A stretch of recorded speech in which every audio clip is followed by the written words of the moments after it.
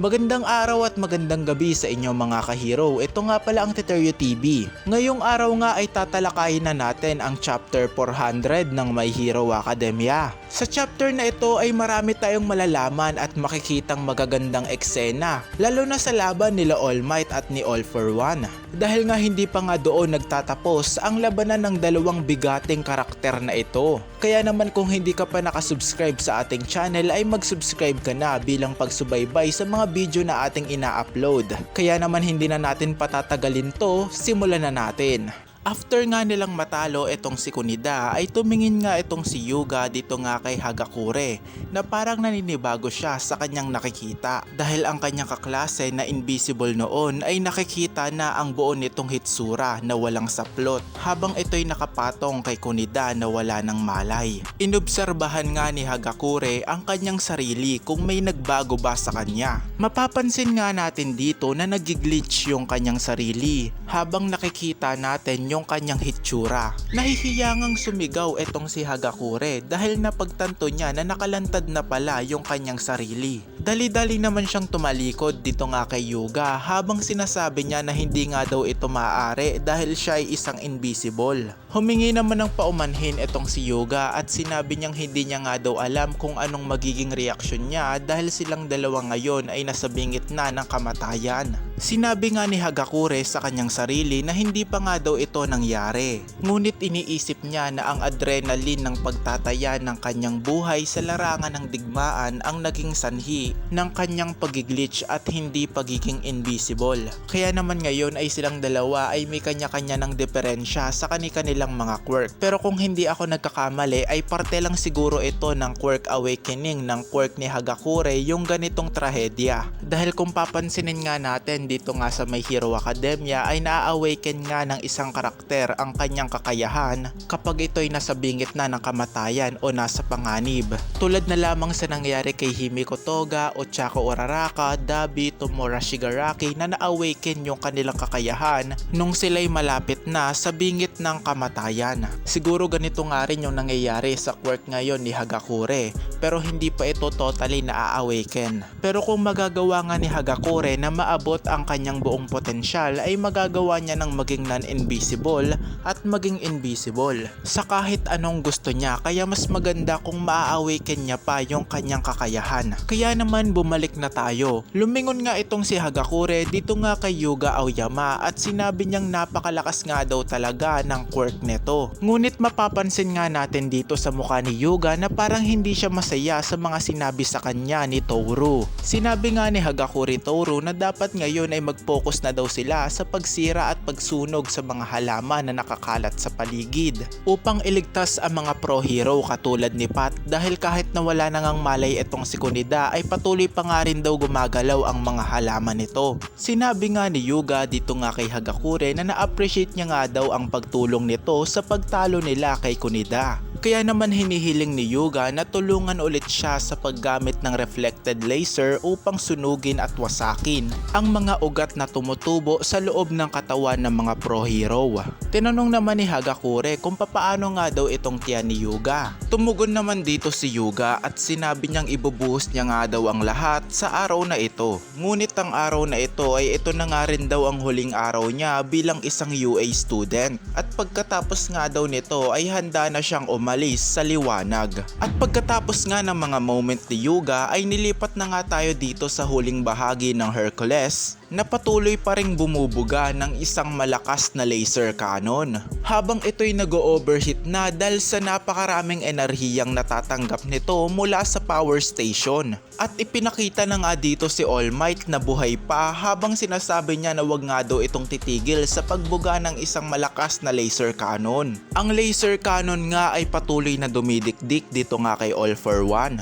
Ipinahayag nga ni All Might na nakakuha nga daw siya ng inspirasyon sa huling laban ni Star. Kahit na hindi niya nagawang gawing solidong bagay ang laser tulad ng ginagawa ni Star. Habang patuloy na binabaon ng laser sa lupa itong si All For One, ay biglang lumitaw nga ang isang kamay ni All For One na animoy magpapakawala ng isang atake dito nga kay All Might. Ngunit bago pa mapakawala ni All For One ang bagay na ito ay naglabas na nga dito si All Might ng isang item ng speaker mula sa kanyang katawan na naglalabas ng isang malakas na sound vibration na maihahalin tulad natin sa quirk ni Earphone Jack upang pahintuin itong si All For One sa lahat ng mga gagawin nitong mga aksyon sa loob ng laser zone. At upang walang masayang at masulit ni All For One ang napakalakas na laser na ito. Pinakita nga dito ang isang flashback ni All For One nung bago pa bumuga ang laser cannon mula sa itaas. Sinabi nga ni All Might na sinakripisyo niya nga talaga ang Tailman upang hulihin itong si All For One at hindi ito makaalis. At pagkatapos ay ginamit niya ang thruster upang makalayo nga dito kay All For One. At nung bumagsak na nga yung napakalakas na laser cannon ay ginamit niya naman ang Invisible Girl Optical Resense upang protektahan ang kanyang sarili sa pagbagsak ng laser. At nung once na hinit nga siya ni All For One sa pamamagitan ng suntok ay ginamit niya ang Tailman upang sanggiin ang ataking iyon. Kaya naman hindi siya gaanong nadurog sa suntok na ito. Ngunit kahit na nakaligtas nga itong si Toshinori sa bingit ng kamatayan,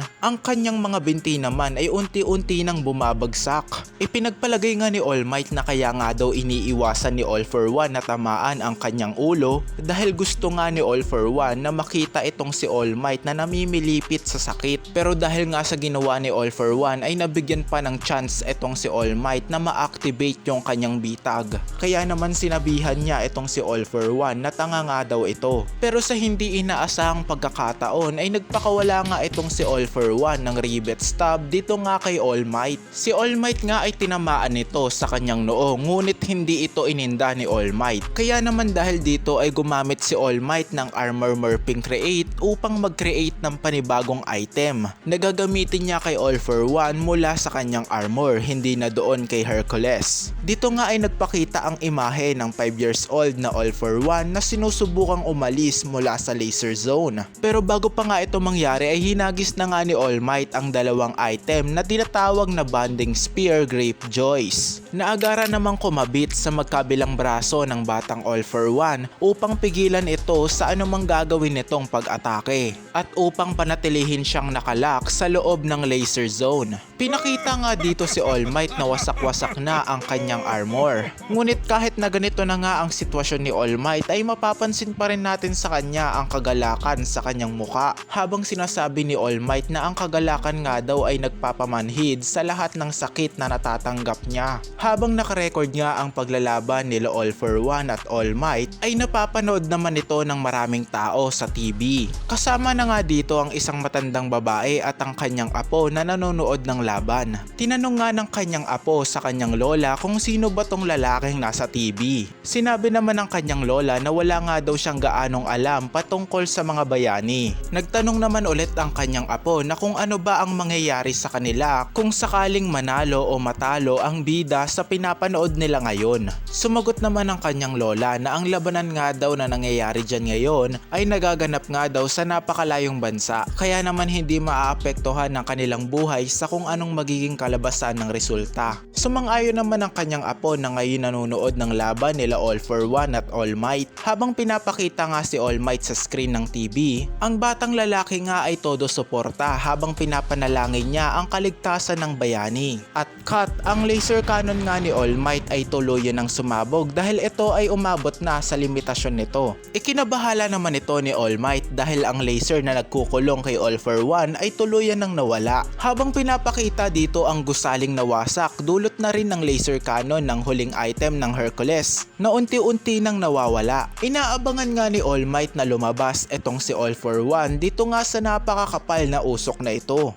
At biglang nag-surprise nga sa atin etong si All For One na halos baby na tingnan habang ito'y nagliliwanag. Sinabi nga ni All For One kay All Might na ang kanyang mga tool nga daw ay hindi aabot sa kanyang limit. Natigilan nga si All Might sa pag-atake sa kanya dahil sa itsura ngayon ni All For One. At napansin nga rin ni All Might ang liwanag na nagmumula sa buong katawan ni All For One. Habang ang likod ni All For One ay nagsisimulang lang lumaki na parang may isang bagay na lalabas na hindi ko malaman. Tinanong nga ni All for One etong si All Might kung nakakalimutan na nga ba neto ngumiti. Si All for One nga ay bahagyang nagliliwanag habang mapapansin natin dito na parang hindi siya makagalaw. Napansin nga rin ito ni All Might. Nagtaka nga dito si All for One kung bakit hindi niya maigalaw ang kanyang katawan. Si All Might nga ay hindi na nag-aksaya ng oras at lumusob na nga dito sa batang All for One. At naalala niya nga dito yung araw nung tinanong siya ni Stain kung sino siya. Habang lumulusob nga itong si All Might dito nga sa batang All for One,